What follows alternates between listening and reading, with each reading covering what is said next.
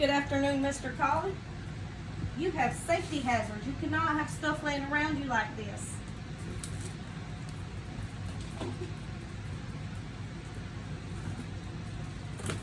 We have to move all of this out of your way so you do not fall when you get up. All right. How are you feeling today? Pretty good. All right. Could you set up? Yes, ma'am. All right. Do you need some help? No, ma'am. All right. Just gonna listen to some sounds real quick.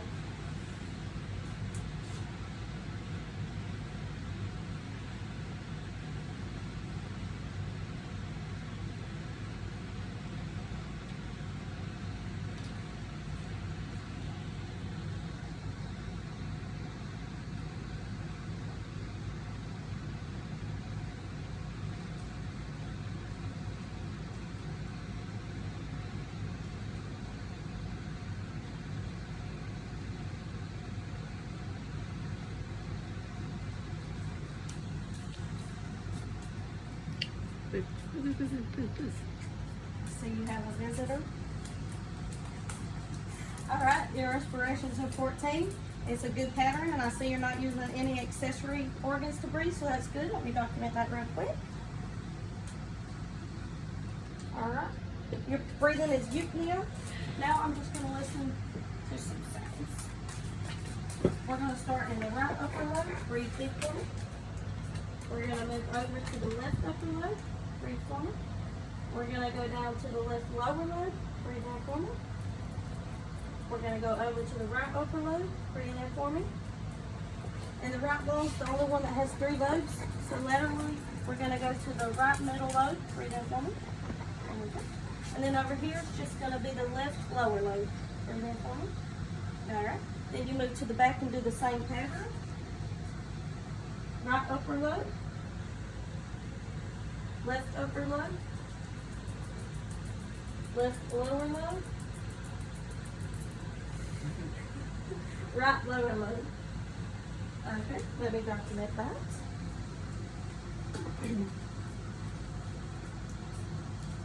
Alright.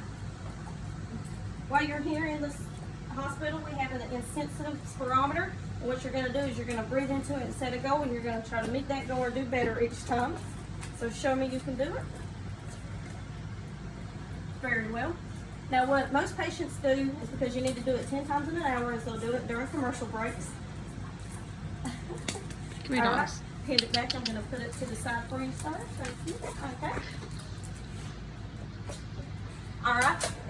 With COVID going around, and if you're at home and you're feeling like you're having trouble breathing, what you're going to do is you're going to... Daniel, there's a dog intruding. I think that is your dog. We got to continue. You're not supposed to bring dogs in the hospital, but it's okay. All right. What you're going to do is a deep breathe cough, and what you do is you breathe in and hold it for 5 seconds, and you force yourself to cough really hard. Can you do that for me? Yes, ma'am. Do it, please. Okay. Cough really hard. Okay. Now I want you to spit in this bag. Looks nice, productive, yes. All right, let me document that.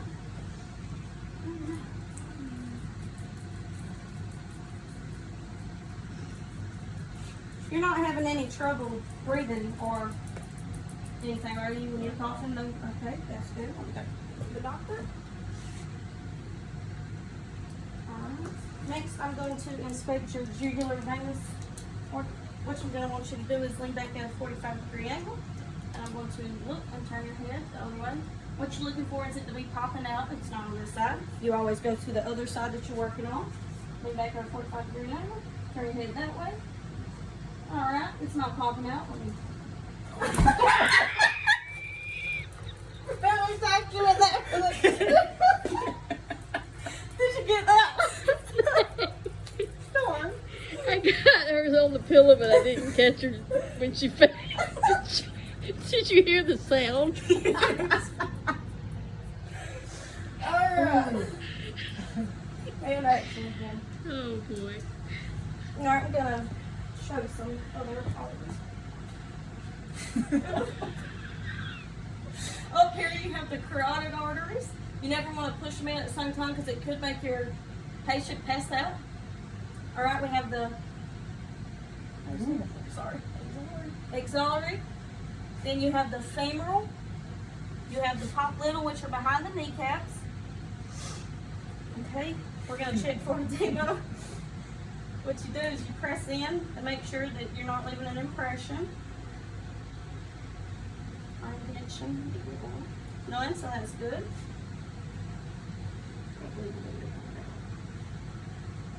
Alright, that's good. Next, I'm going to check for this capillary refill, and you want it to refill within 3 seconds. That's good. And that's good. Alright, next we're going to check down here. And most people like to use the shin bone for checking this because you want to press down, but not that hard.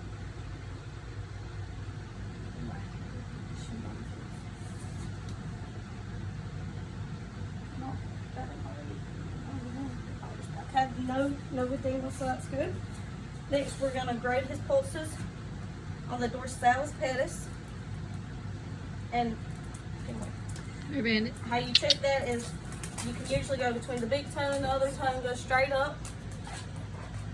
Your kid's so cute. You're welcome. Okay. Then you're going to do the other. It's that way between the big toe and the other and go straight up. Alright, both of those are rated a 2. Alright. Next, you're going to look at the posterior.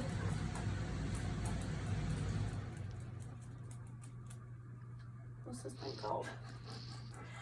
I'm so distracted with all your kids. Hold on.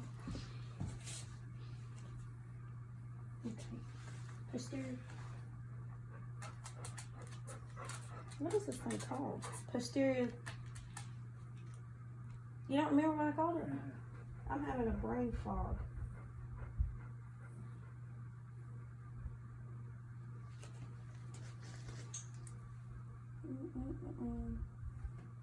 Posterior tibula.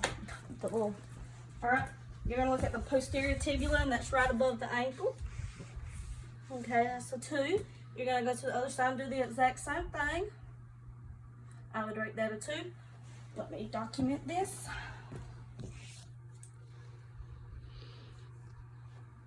Alright. Next, we're going to listen to some heart sounds. Go to the other side so I can show them. This is the aortic, pulmonic, down to the middle, excuse me, is the Erb's point.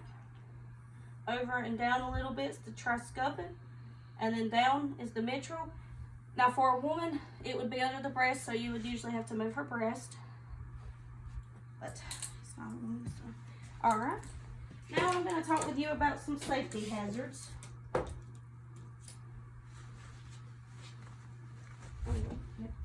Alright. Us as a nurse, we're going to make sure your collat's beside you if you feel like you have to use the bathroom and you can't get up and walk and like you're immobile at the time. You're going to want to ask for help, so you're going to hit that light. Do not get up and walk by yourself.